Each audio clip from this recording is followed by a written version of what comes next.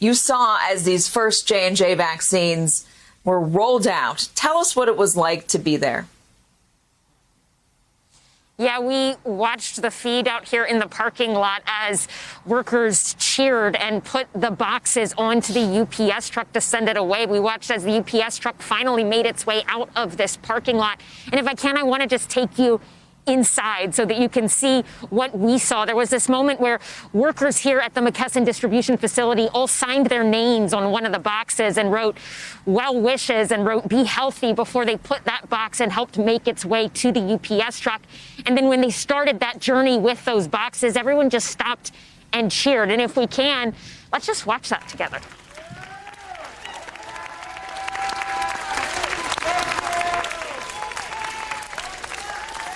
It's always surreal watching a moment like this. I was at the Pfizer plant when we saw those vaccines finally make their way out and make their way towards the public. And there is always this moment when the truck starts to go, but it stops because they do some last minute checks. And I have to tell you, Katie, in a lot of ways, it's sort of bittersweet because, you know, as the truck moves forward, it is crossing into a future, taking a step towards hopefully a better, more normal world for all of us and a lot less pain and deaths. But at the same time, you know what is behind it. And for us in the United States, that's 500,000 Americans who have lost their lives because of this virus. And we know that it didn't have to be this bad. And in some ways, I always think in that moment, and I've said this when I was at the Pfizer plant, is I think of what it must feel like for all of those families to watch a moment like this, because I think they must feel so glad and so relieved that maybe other families don't have to experience this. But I also think of the people I've met, of William Boyd, who lost 6 family members in Montgomery, Alabama, because of this virus, of Terry Ahern, who left behind children, grandchildren, and her husband. And I think it must be really hard for them to watch this because they probably think maybe if it happened a little sooner, maybe things would have been different for them. And it is just my sincerest hope every time that those people know, and I know I speak for all of us here, that we haven't forgotten them. And we know that their lives mattered and how hard this is, but this is another step forward. And in the case of this vaccine, Katie, a huge leap forward, because this is a single dose and it doesn't have to be kept super, super cold. And that opens so many doors for so many people to get vaccinated and hopefully for us to finally make it out of this pandemic.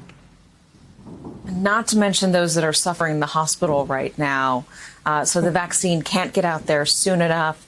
Dr. Barouch, there, as we just outlined, some questions about efficacy and some unfair comparisons. Explain to us why people should trust this vaccine.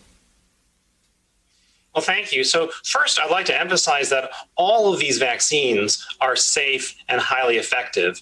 And the most important thing is for people to get vaccinated. The J&J trial was done during the peak global surge in the setting of viral variants. The studies last fall were done really before those conditions were present. So it's very difficult to make head-to-head comparisons. But all 3 of these vaccines are very safe and very effective. And for the J&J vaccine, the most important data is 85% protection against severe disease, and in the clinical trial, 100% protection against hospitalization and death, which is the most important outcome. So the good news about this vaccine is that it's one and done, one shot. You don't have to go in for a booster as of now. Given that there are so many variants out there, are you considering adding a booster to combat against those if necessary? Yes, absolutely. There is work being done to explore the possibility of updated and revised vaccines. But the good news is that the large clinical trial has demonstrated that this vaccine is highly effective against the viral variants circulating today, including the B.1.351 variant that originated in South Africa, as well as the similar ones in Brazil. So we are delighted with the efficacy of this vaccine, particularly given the demonstration of efficacy against the variants that are circulating today. There's also news that you're going to be testing this vaccine out on infants, even newborns, along with pregnant mothers. Tell us about what those trials will look like. So J&J is planning clinical trials in pregnant women as well as in pediatric cohorts down to essentially all ages. The good news is this platform, the Ad26 platform, has been tested for other vaccines in those populations already. So we know that this vaccine has shown safety and immunogenicity in pregnant women and in pediatric cohorts for other vaccines against other pathogens. So we hope that it will be safe and effective in these populations for COVID-19 as well.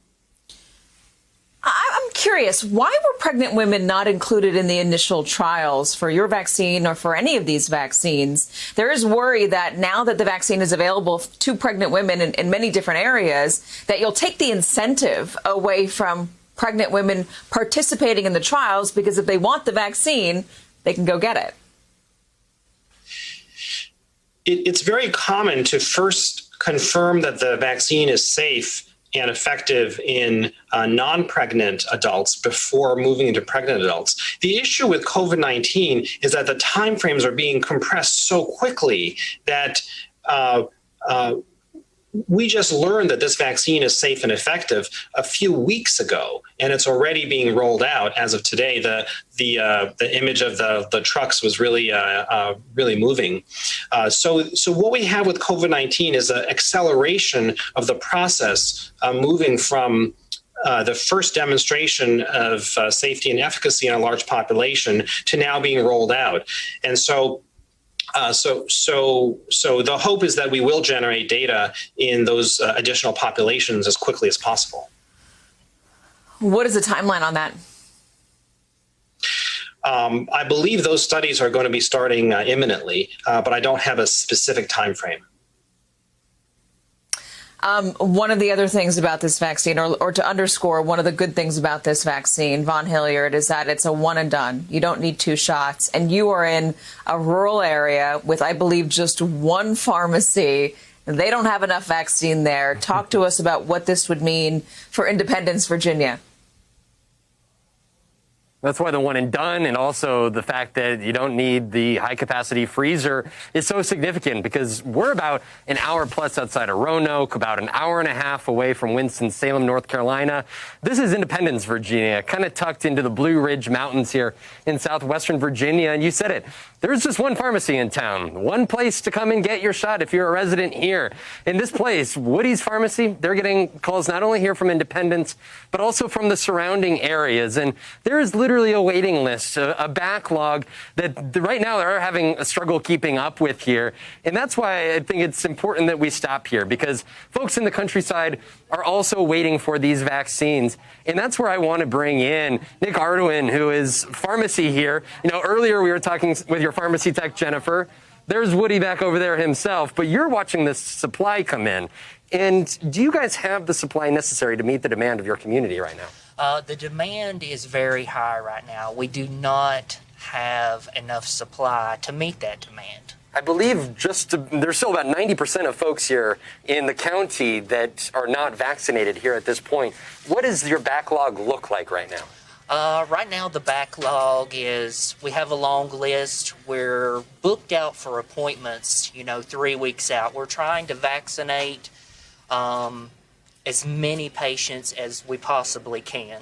And I know that... And as fast as we can. In the state of Virginia today actually expanded the folks that are eligible, but you're not even taking down those names because you're still trying to catch up from the past year. We're still trying to catch up on patients that are 65 plus. And what would be your message? I know this is personal for you too. This place has been around for decades here.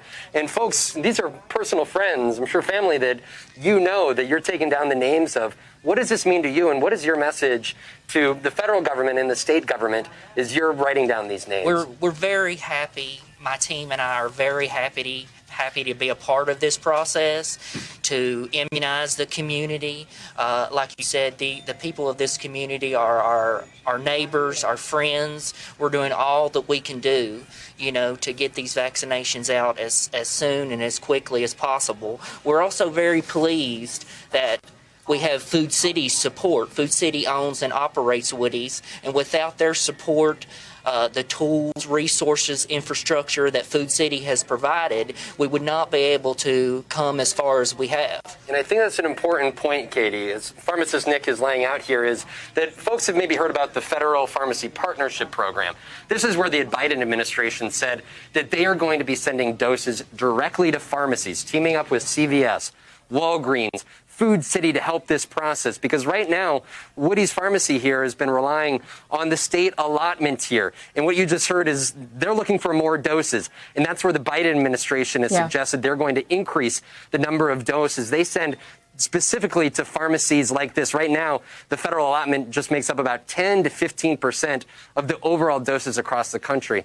And that is why the Biden administration says they're looking to send them directly to places like here in Independence, Virginia.